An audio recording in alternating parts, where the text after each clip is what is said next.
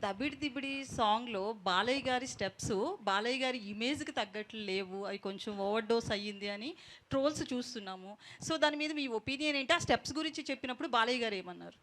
ఆ! అదే ముందు నుంచి చెప్తున్నట్టు బాలయ్యబాబు గారు ఏ విషయంలో ఇన్వాల్వ్ అవ్వరండి. కంప్లీట్‌లీ డైరెక్టర్స్ అండ్ కొరియోగ్రాఫర్ ఏం చెప్పినా సరే ఆయన యెస్. దాని మీద డిబేట్లు, డిస్కషన్స్ ఏమి ఉండవు.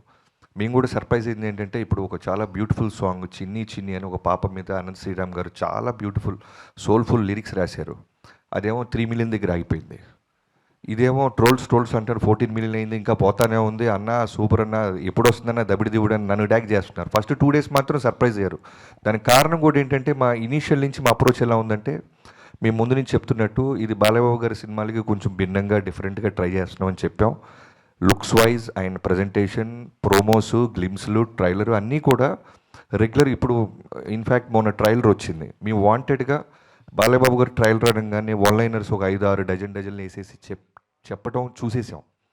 ఒకసారి ట్రై చేద్దాం. ఎందుకంటే బాలయ్యబాబు గారు మనల్ని మనం ఏం చెప్పినా వింటున్నారు.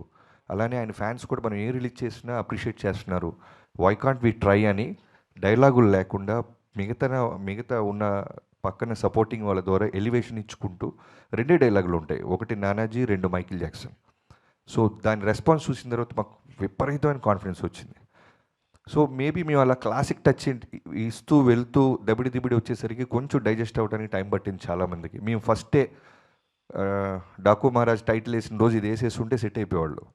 మేబీ దానికి కూడా ఒక క్లాస్ అప్రోచ్ వెళ్తూ టక్మని ఒక మాస్, ఓరమాస్ స్టెప్స్ వచ్చేసరికి టైం పట్టింది. మేబీ అదే ఉంటుంది.